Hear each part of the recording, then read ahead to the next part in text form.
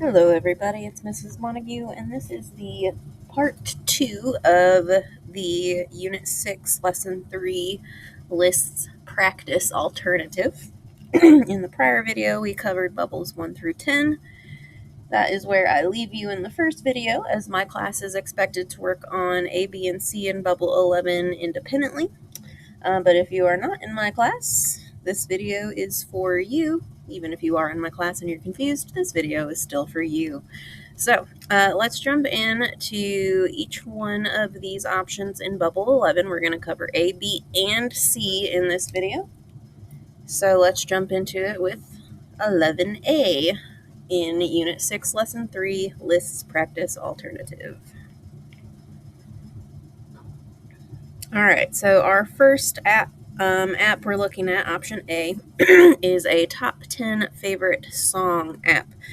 So it says we should be able to add new songs to the list. So we need to add a code that will insert a new song into the list at the position that we've selected and remove the last song from the end of the list. There should only ever be 10 songs in the list, right? Because it's top 10. Okay. And don't forget that indexes start at 0 as you add and remove songs, okay? So once we've added 10 songs, right, then it needs to remove the last song on the list if we add additional songs past that initial 10. All right, so let's jump into it. When we run this list initially, or when we run this app initially, they've got all of these songs already built in. So there's 1, 2, 3, 4, 5, 6, 7, 8, 9, 10 already in there.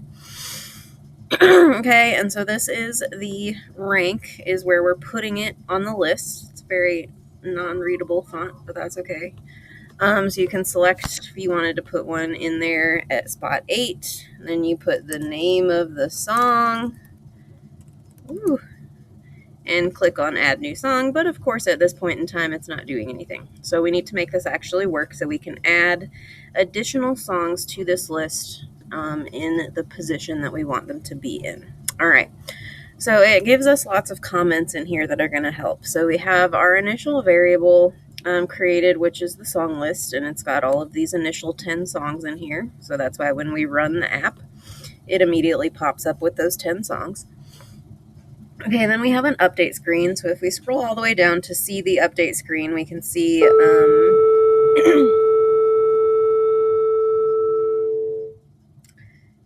that it's just this one set property to set the text of the song's output, which is the bigger window up here where the song names appear. And we are doing the songlist.join command with a line break between each song in the list. So that's all that update screen is doing. We have the rank drop down. Every time it changes, it's playing a sound. The song input, and every time we click it, it's playing a sound. The only code that we actually need to add, though, is here in this on event for the update button. And the update button is actually this one that says add new song. That's our update button. So I need to be able to get the rank, or the index essentially, that I want to put the song at, and I need to be able to get whatever the song name is that I'm inputting here. Okay. So we're going to actually have to create some variables here, and for this particular sample app, we are going to create them as local variables because they're really local to this specific on event we're working within for the update button. So it doesn't matter if they've been created at the top or not for this one. We're only dealing with them within this on event, so they can be local. You can set these up as global variables if you would like to, or if you feel more comfortable that way as well. Totally up to you. I'm just going to go ahead and set them up as local. So I'm going to need 2 variables here.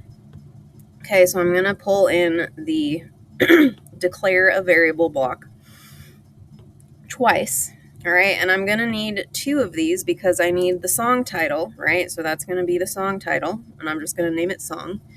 But I also need to figure out what the rank it's going to sit at is. All right, so we need a variable for the rank as well. All right, in both of these, we are getting information from these drop downs or inputs rather. Okay, so let's do the song one first. This is a song input and we are inputting information as strings. So we want to do a get text for this rather than a get number, right? We're getting the text from this and we are getting it from the song input. So our song variable is going to be set to equal whatever text is put into this song input box. All right, then the rank one. All right, so this is a drop down. We're going to get the information from the rank drop down so we can select the number that we're at. And this one is going to be a little trickier than what you might think. All right, so the first thing I'm going to do, I am going to do a get text and I'm going to put in the ID for the rank drop down. All right, so that's going to pull whatever number we put in here. All right. Excuse me. Now, the reason I say that this one's a little bit more complicated is because of this reminder that we have right here in our instructions. Don't forget indexes start at 0 as you add and remove songs. All right, so we need to make sure that our that our rank that we select is putting it in the list as the correct index. So we're going to have it do some math for us because if we remember from our prior bubbles in the previous lesson, if you have a list of 10 items and you put in the command list.length, right, it's going to tell you that list is 10 items long. But when you put in the index, right, if I have a list that's 10 items long and I want to reference the last item in the list, right, the index is going to be 9, even though it's the 10th item in the list, right, because we start counting at 0. The first item is assigned 0, second item is assigned 1, etc., etc. So the 10th item in the list is assigned a 9. So that's going to cause an issue right here if we leave line 9 for our variable rank getting text from this rank dropdown as it is. Because if I put a song in here that I want to be in position 1, all right, it's actually going to put that in the second spot on the list when it displays because index 1 is the second item in the list. So it's going to just basically add it in the incorrect position. So we need to do the same thing here with this line 9 that we do when we're using our list.length command and we're trying to get the last index number, right? List.length tells us it's 10 items long, but list.length -1 gives us the actual index of that final item on the list. Okay, so we're going to actually do a -1 on this. So I'm going to switch to text really quick. You can pull in a math block to do this as well, but it's just easier to do it text since I've already got part of this in here. And I'm just going to add a -1 at the end of this. So when I switch it back to block mode, it's put in the math block there for me automatically. But basically what this is doing is saying I want to take whatever position or whatever rank I am putting the song at, and I want to reduce it by 1. So it puts it in at the correct index. Okay. So if I put in the position, if I want it to be rank 1 for this song title, right, if my rank is equal to 1, it's going to be 1 -1, so it will put it in at index 0, which is what we want, right, because that's going to be our first thing on our list. All right, a lovely, long, convoluted explanation for that. All right, but we need to make sure that we are doing that with the -1 there, so we are getting the correct index, and our songs go in where we're expecting them to. All right. So the next thing that we need to do, right, we have our 2 variables to get the song title and to get the rank. All right, so now we need to actually figure out how we're going to insert these into the list and then what we're going to remove from the list, okay? So on line 11 here, it might be a different line for you depending on where you've added in your information, all right? But on my line 11, it says add code to insert the song into the list at the position indicated. All right, so we're going to go back to our variable toolbox and we are going to find our insert item command, right? We know we need that one because it's telling us that we're inserting an item into the list. Okay, right now we have this error that says the list hasn't been declared yet because I have not put in my actual list I'm using here, which needs to be song list. All right, so we're putting in song list. All right, we can see the second slot is to determine which index we are putting this song at. All right, so rather than specifying an actual number here, I need to put it in at whatever rank position I want to put it in. Okay, so we already have this variable storing the rank, so I just need to call this variable so it will put it in the position that I have specified on the screen. All right, so we're just going to call the rank variable because it's going to insert whatever number is currently being stored in rank for that. All right, and then our final little section of this block over here at the end is what item we are inserting. All right, obviously we don't want to insert the letter C, that's not a song name. What we are wanting to insert into this list is the song title that we're putting in at this specific rank. All right, so again, we already have this variable created to get the song title that we have typed in on the screen. So we just need to display that information that's stored in there by calling the song variable, right? So we are inserting this song title to this index on the list into the song list. All right, so that's everything there for inserting our item. We have all of our information taken care of. All right, and then finally we need to add code to remove the last item from the list. All right, so we will need to use our remove item block. It tells us right there in the comment basically what block we need to use. All right, so again, for the remove item, we have to specify which list we're removing an item from. So it's going to be our song list that we have created for this app.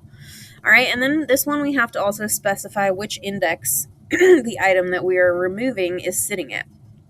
Okay, in this case, it tells us in the instructions that we want it to remove the last song from the end of the list. So there's only ever 10 songs on the list.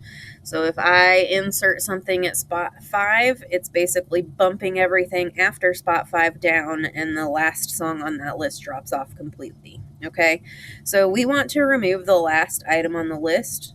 We always know it's going to be the last item on the list.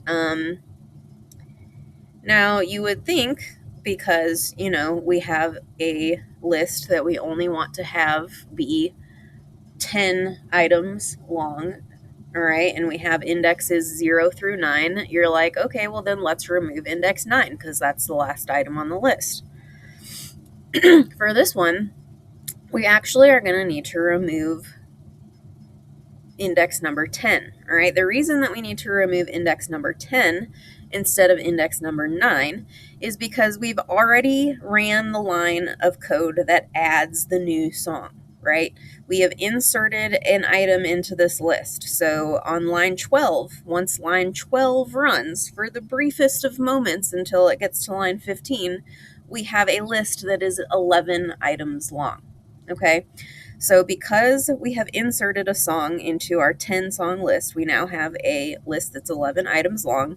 And since we have a list that's 11 items long and we only want it to be 10 items long, we have to remove that 11th item, which is going to be sitting at index 10. All right, so that's why we remove 10 instead of removing 9. Hopefully that makes sense. All right, so once we insert the item and then remove the item, it also just plays the sound, and then it runs our update screen, which is displaying, again, every song on the list with a line break between them, okay? So now that we have all the code in here, we think, at least, right, this should be doing everything that we need to do, right? We need to insert the new song into the list at the position selected. We took care of that. And we need to remove the last song from the list so there's only ever 10 songs on the list, and we've just done that. All right, so now we just need to test. All right, so we're going to run it over here. It's going to automatically put in our initial songs. So I'm going to keep it at rank number 1 for this, and I'm going to put in a random song title. And when I click on this Add New Song button, we should see that I'm a Believer drops off the list, and then everything from the top down gets shifted down by 1, which it does. All right, so we start with Bohemian Rhapsody, which I inserted at spot number 1. All right, everything else got moved down, and then our final song in the list, which was, I already forgot, I'm a Believer, has been removed from the list. So we still just have a list of 10 items. All right, if I wanted to insert something at position number 6, let's say another song title. All right, so it has been inserted into the 6th position. 1, 2, 3, 4, 5, 6. All right, and then 7, 8, 9, 10. The last 2 songs that were initially in the list now have been dropped off because we have added 2 songs. All right, so it is doing exactly what we want it to do. The only thing that I personally would also want to do is one more set screen, or set screen, not set screen, set text. That's what I want. Okay. And I want to do one last set text because I'm just a little bit particular about it. So this isn't required for you to get full points on this one. I'm going to put it in here anyway because I'm a detail-oriented person and it drives me crazy that this happens, right? Every time I put in a song title, okay, and I add the new song to the list, it doesn't clear out my song title input, and I have to backspace it in order to put in another song title that I might want to add to the list. And that just drives me crazy. Like, we know the code to make that work better. Let's just do it, okay? So I'm going to set the text of my song input as the final block of code I'm putting in here. My song input text is going to be set to empty quotation marks. So ideally, it clears that song title out for me, and then I can input a new song title without having to do some backspacing to get it to go in. All right, so now that we've added that line, let's go ahead and test it just to make sure that part is working. All right, so we have our initial 10 songs. All right, let's go ahead and we're gonna randomly put some songs in here into some random locations. Okay, so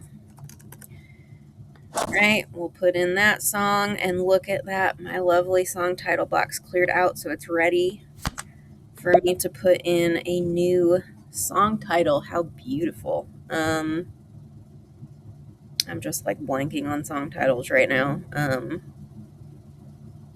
Goodness, let's put in Yellow Submarine. Why not? All right, okay. All right, so now each time I add a song, it also clears out my song title input, so it's a lot easier for me to go in and add additional song names without having to backspace. Again, not something that's going to lose you points on this one, but it is something that's just one of those detail things that makes your app just that much better if you pay attention to those details. All right, so that is it for Bubble 11A, our top 10 music list. So you can submit that bubble when you are all finished.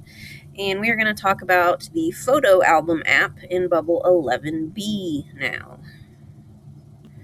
All right, so our photo album app says to add code to make the following features of this photo album app work properly. The scroll buttons don't cause errors. The counter for the number of photos updates correctly.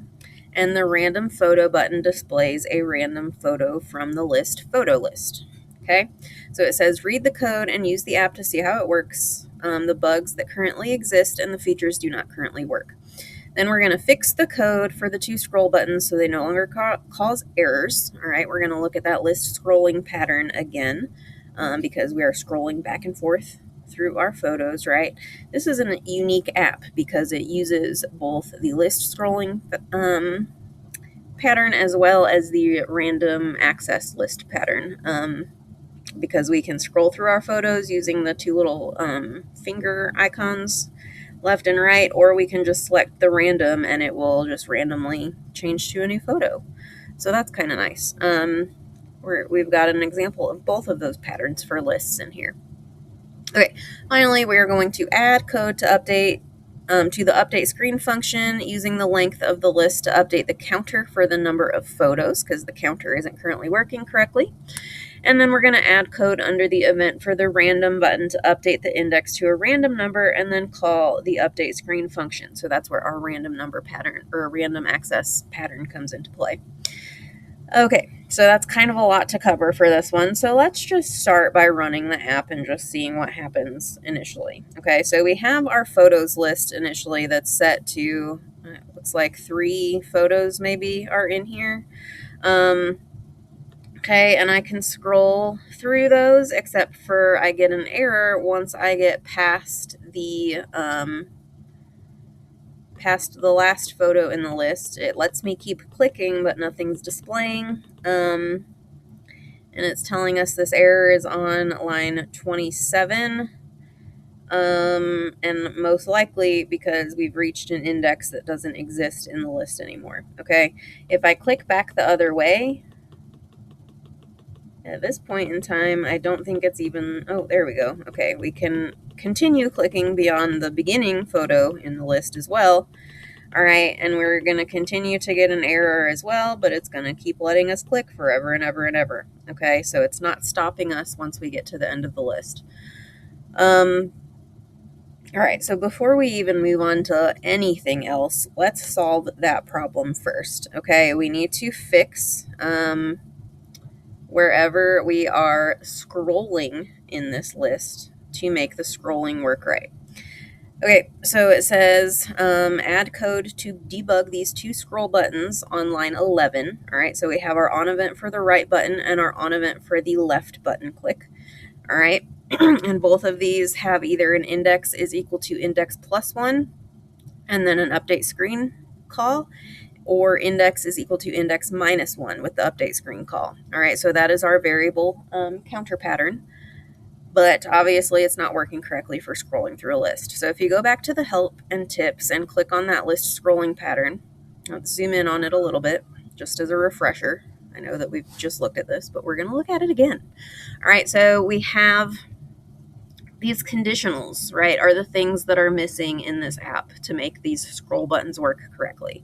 All right, so if I'm going all the way to the left, I need to check if my index is greater than 0, because once my index is equal to 0, that means I've reached the beginning of the list. I shouldn't be able to keep clicking that way, right? Right now, there's no mechanism built into this app to determine if our index has reached the beginning of the list. So I can just keep clicking forever until I get to like negative 587. But there's nothing that lives there, right, in a list that starts counting at 0. So same for the right button, right? We've got the conditional that checks if our index is less than our list length minus 1. And if so, it adds 1 to the list. Okay, so again, we don't have that conditional mechanism in there to check and see that we've reached the end of the indexes available to us in the list. So it lets us keep clicking and clicking and clicking, even though it's not actually displaying anything and can't find an index because it doesn't exist. All right, so we need to get these 2 conditionals in here to fix that scrolling issue on here, okay? Excuse me. All right, so I'm going to go ahead and go to my conditional blocks. I know I'm going to need to drag one in for the right button, and I'm also going to need to drag one in for the left button, okay? And within the conditional is where my index value is going to be updated. All right, so then we just have to figure out what our conditional statements need to be, what our if statements are, what our Boolean expressions are to make it actually check for the correct conditions. So I'm actually going to start on this left button first, just because it's the easier one for me to remember. This is the one where we want to check if our index is greater than 0, right? Because if our index is greater than 0, that means we're not at the beginning of the list. We still have further back in the list that we can scroll. All right, so our index needs to be greater than 0. You can pull in your math block. I just ended up typing it in there, so however you want to do that. All right, so then we need to do the right button as well, our conditional statement. And literally, like if you look at the list scrolling pattern, you're doing exactly what they have in here. So you can essentially copy and paste this and put it in there. I think that's image, so you can't probably actually copy and paste, but you can do exactly what they have here, right? For a right button, we want our index to be greater or less than our list.length minus 1, okay? So I'm going to pull in the box this time. All right, this time we're looking for a less than operator, okay? And then we're also going to have a minus operator on the right side of this for our list length -1. We know it's going to be a -1 there. And for this one, we can go back to our variables and pull in our list.length, okay, where it says, or right before our -1 on the right side, okay. And this first part is going to be our index. So our index needs to be less than our list.length -1, but our list name is photo list. So it's checking if the photo list length -1, okay. So that should hopefully solve our scrolling issue, and we shouldn't be getting this line 27 warning every single time we click beyond what's actually being stored in the list. So let's test this part out of it real quick. We're going to run the app.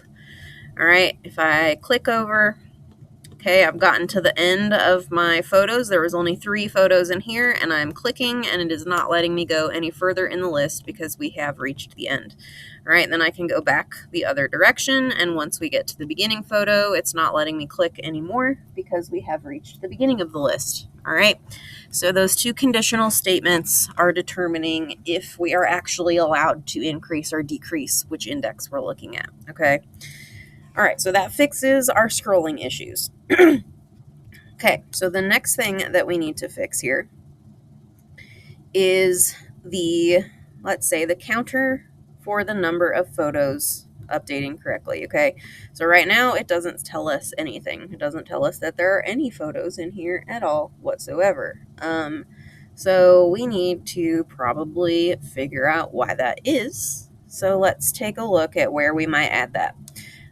So we have the photo select to make a change. That's going to be this button, I believe, right in the middle. Yeah, the photo _ select right here.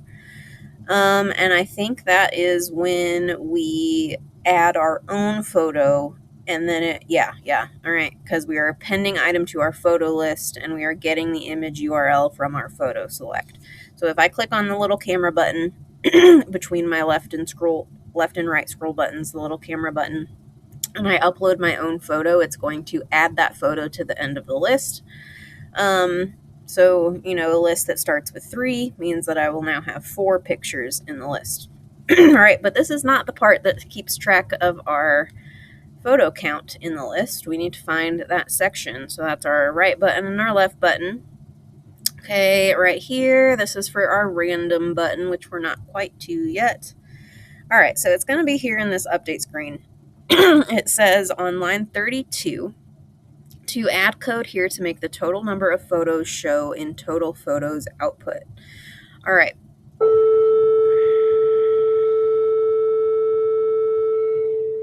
Okay, so obviously nothing is showing there right now because we don't even have anything in here at all to set a value in this box. So that's our total photos output. All right, and we are going to need to set this to actually display something. So I'm going to use you can use either a set text or a set property, totally up to you. I'm going to go ahead and do a set text. I kind of think this block is a little easier to use sometimes. Okay, so we are selecting from the photo select box. All right, so every time I click on photo select or make a change to my photo select, it is going to display. It's not going to display text. What we actually want it to display is the total count of photos in our photo list. So what gives us a total count of items in the list? Our list.length command, right? So we're going to pull in our list.length over here. Okay, and this is going to be our photo list.length because we want to know the total number of photos in our photo list. Okay. Do we need the -1 here? No, is the answer to that, right? We don't need the -1 for this because we are just trying to get a count in English, right? I want to be able to communicate to somebody who's not a computer scientist how many photos they have stored in here, all right? So I don't want to be like, you have 2 photos, which is really 3 photos. You have 0, 1, and 2, right? No, I want to tell them that they have 3 photos in this list. So we don't need the -1 because we're not looking for the index. We're just looking for the actual amount of items in the list, not worrying about starting our count at 0, okay? So we only worry about the -1 on the list.length if we have, if we're trying to find the index and not just the total number of items in the list, which I know I've explained before, but we'll keep driving the point home. All right, so that should hopefully display our total photos. Oh, I put it in the wrong spot. Mrs. Montague, you did bad. All right, so I actually have it displaying. It is saying we've got 3 photos in the list, but it's displaying it on my camera button, and I needed it to display down here. So I put that in the wrong spot. So what we actually need that ID updating is our total photos output, not our photo select. So let's find our total photos output. Yeah, total photos output. All right, now this time when we run, yes, we have a 3 appearing to tell us that we have 3 photos. All right, so if I add a photo, if I click this lovely button, I don't think you can probably see my pop-up that's coming through. Just I have random book covers saved to this computer, so I guess that's what I'll put in here. So now I clicked on the photo button. I know that you can't see in the video my file select that came up, but I added a photo, and so now it's telling me that I have 4 photos. So if I scroll through, I can now get to the 4th photo in the list, and it lets me continue scrolling because we have added that item. All right, if we keep adding, just add some more lovely book covers to this. I'm just going to add a few. All right, so we've got 6 items in the list now. All right, and I can scroll through all of them. All right, so that is now correctly displaying the total number of photos in our list. All right, because I added 3 and we started with 3, so it's telling us we have 6.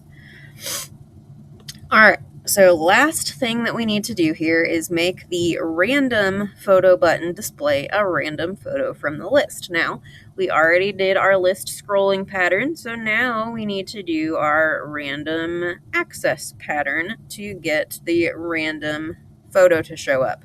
So this is the on event that for me is on line 26. Again, depending on how you set your code up, where you decide to put things, what your spacing looks like, it might be a different line for you.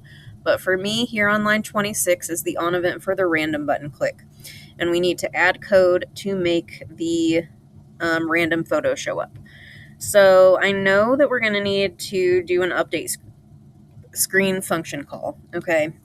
We need to have that update screen function call in every on event. All right. So I'm just going to add that right now, even though at this point it's not randomizing, but whatever. We know we're going to need to do the update screen because it's going to set our picture to one of the random pictures that it selects from our photo list at whatever index. All right, so when we look at our random list access pattern here, okay, I'll try and zoom in on this a little bit. All right, I know that we've looked at this as well, but just to refresh our memories. All right, our random list access pattern really is pretty easy, right? We have a variable for index and a variable with our list in it. And then we just need to set our index to be equal to a random number between 0, which is our first index, and our list length minus 1, which would get us our last index of the list. So it's just going to select a random number between all of the indexes available to us, right? So really all that we do now that we've just added the update screen already, we need to add this line that's showing here in the documentation.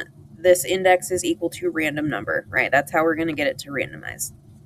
So we need to do assign a variable block in here so we can make our index be equal to something, right? Because we've already got the index variable being set, which we've used for the scrolling pattern as well. All right, so we need our index to be equal to a random number, right? Remember, this is one of our math blocks that they have built in for us, so we can drag in our random number command. All right, and our random number is going to be 0 for the first one, right? Because that's our first index. And then our second number needs to be the last index in the list, okay? So we're again going to use this list.length. All right, I'm going to pull it over here. This is going to be our photo list because that's the list we're dealing with. All right, in this, the the index number needs to be what's used. So it's not English terms of saying, oh, I have 3 items in the list, so I have indexes 1, 2, and 3. No, we have 3 items in the list, so we have indexes 0, 1, 2. So what we need to do here is actually put in our -1, right? Because we're not talking English terms right now, we're talking coding terms, and we need the index, not the actual number of items in the list. All right, so it should be our photo list dot length -1, which is what was shown in the example documentation as well, right? So it's going to pick a random index between 0 and the final index in the list and show us a random photo from the list. All right, and that should be all that we need, just those 2 lines of code, right? Because it's randomizing the value being stored in index, and then when we call the update screen, it is setting the picture output to that random index that we've assigned from the photos list. So all we have left to do, hopefully, we'll double check, but all we have left to do at this point, I think, is test. So we're going to run the app. Okay. The first thing I'm going to do here, I'm just going to go ahead and add in a bunch of pictures that I have stored on my computer again, just so we can see a little bit better the randomization, because it doesn't really seem super random when you only have three items in your list. Okay, so I'm adding just a few photos in here so we can see a little bit more of what's happening. I'm just like going nuts with it. All right, so we have 9 photos in our list. So when we click on our random photo button, the one that we just coded, all right, it's going to take us to a random photo. All right, so we know that this is one of the ones that I've added, so it's not going in order because the one that was showing on the screen was the first item in the list by default. And now that I've clicked the random button, it has randomly selected a different index in the list. I think this was like the 6th or maybe 7th picture when I added it. All right, so it's just selected a random index for me. All right, and it's just going to take me to random images that are stored in this list every time I click it. All right, so we might get the same thing multiple times in a row because it's just randomizing, and sometimes that's how randomization works. All right, and then we can also continue clicking through our scroll pattern wherever we are in the list, and it is working just fine as intended. All right, so let's double check our instructions just to see. All right, it says make it so the scroll buttons don't cause errors. We fixed that. We made it so the counter for the number of photos updates correctly. We fixed that. And it says the random photo button displays a random photo from the photo list. And we did that, okay? And I'm just going to double check the do this section as well, all right? Okay, we found everything that didn't work. We fixed the scroll buttons. We updated the counter number for the photos, and then we did the randomization. So we should actually be totally good to go. We have done all of the requirements for this one, and we can move on to bubble 11C. So the You Got This app, which is another one that we've seen before, is our final bubble here that we're covering in this video, 11C, Unit 6, Lesson 3, List Practice Alternate. All right, and we have seen this one before, but we're going to be doing something a little bit different with it. So this is the updated version of the You Got This program from our variables practice lesson. This version uses a list to store different lines of encouragement, as opposed to just doing our string concatenation like we were doing before, right? So this time, instead of a single value being stored in encouragement, and we're just like connecting them all together with our many, many pluses, we are creating a list called encouragement, and all of our encouragement is going to be stored in the list. All right, and then we have a variable for index set to 0 initially. All right. We've got an on event for the photo select. So that's, of course, when we are just uploading new photos that we want to put in here. All right, then we've got the set text for the caption output, and it shows a random bit of encouragement to us. And then we have this on event for the new caption button click, and this is apparently where we're going to have to add some new code here. All right. So the first thing we want to do, per usual, is run the app, see how it works. I'm going to put in a random photo. It's just going to be this book cover randomly. All right. I'm going to put in a random photo. All right, so we know that part's working, and then we're going to click on New Caption. Okay, right now, doesn't look like anything's happening. All right, so we're going to have to fix this. Okay, nothing's working at the moment. All right, so it says the first thing we need to do is add code to make the New Caption button work and display a random line of encouragement as the photo caption. So right now, as we noticed when we selected a photo, all right, so I've picked one of my random book covers. All right, then we get a random piece of encouragement displaying on the screen. Okay, so we have that random piece of encouragement displaying on the screen because of line 7 right here, where we are picking a random number from the encouragement list to display. All right. When we click on the New Caption button, it's not changing anything or doing anything because our New Caption button for the on event right here on line 10 isn't doing anything yet. Okay, so we need to add the code to make this New Caption display, or New Caption button rather, display a random line of encouragement as the photo caption. All right, so I put up this book cover. It gave me the "You are amazing." Let's say I don't want that encouragement to show on this photo. I want a new caption. All right, so we want it to just pick a random one from the list again.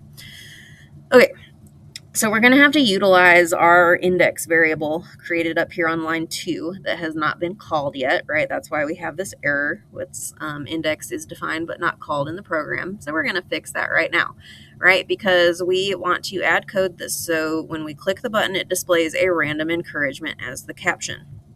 Okay, random list access pattern again, which we know needs to be a variable assignment block to set our index value. And our index is going to be equal to, again, a random number, all right, between 0 and our encouragement list. So it's going to be encouragement, that's the name of the list, encouragement.length, length, if I can spell it. All right, and then -1 on that last part, right? Again, that random list access pattern that we've seen many, many times before, okay? So we're just getting the index is being set to a random number between 0, which is our first index, and the last index in the list, which is our encouragement.length -1, okay? So it's going to select a random thing.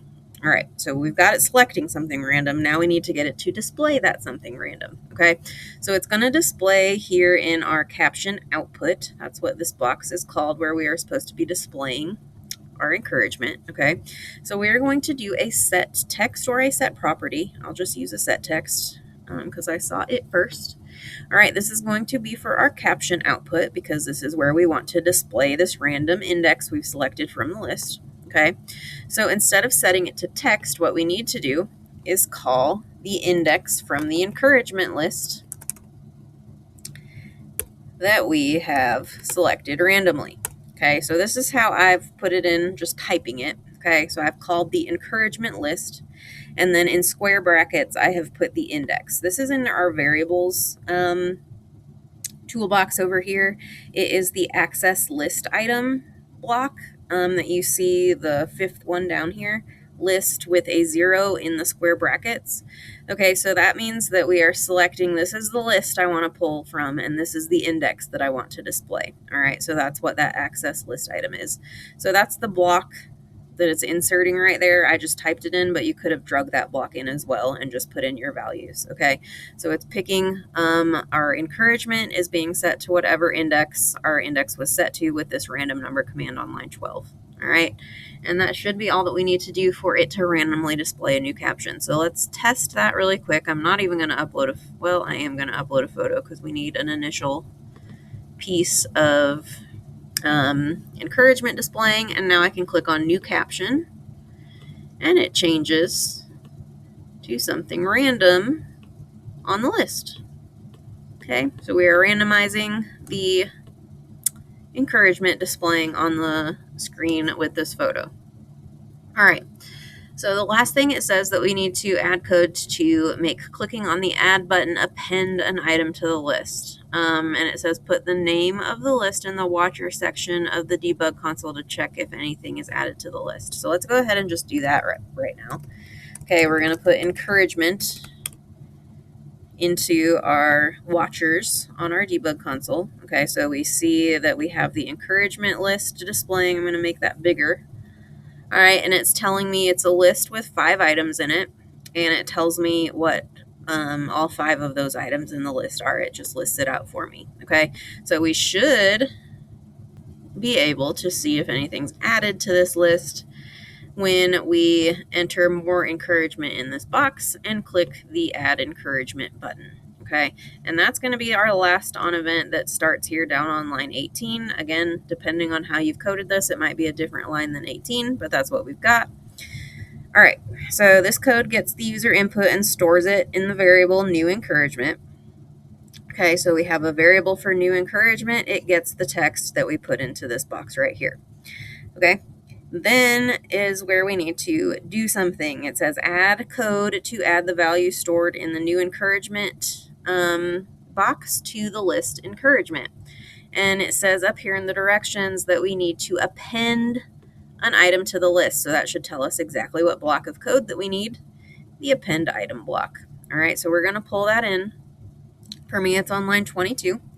All right, and we are appending the item to the encouragement list.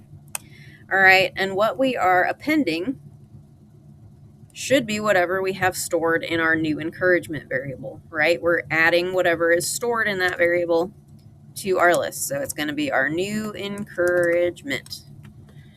All right, so our encouragement list is going to get added or get the new encouragement that we've typed in added to the end of it, right? Append item just adds it to the end.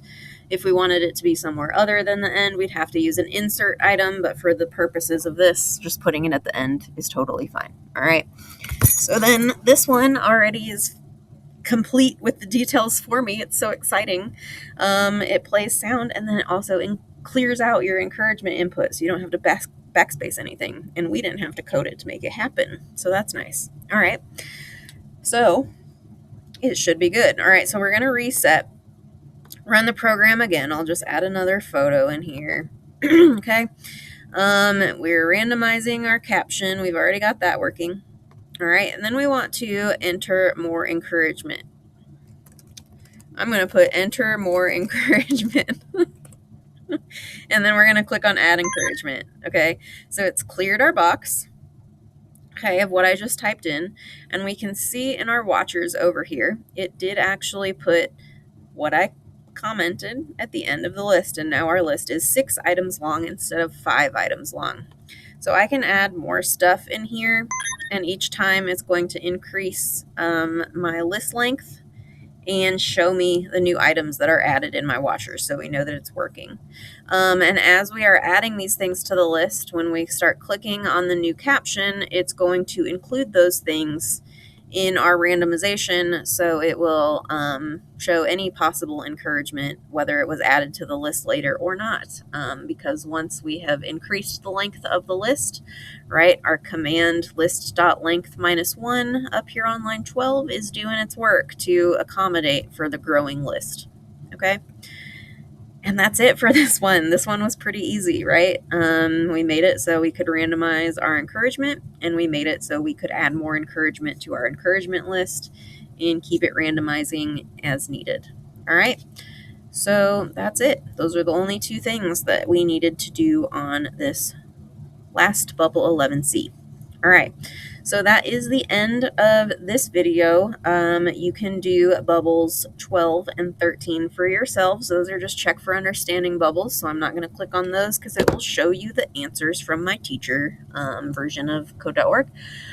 So answer those questions in bubbles 12 and 13. Make sure you have all of the details figured out and submitted for bubbles 11A, B, and C. And in the next video, we will be doing our lists practice again, the real lesson 3 instead of the alternative lesson 3. So I'll see you guys next time.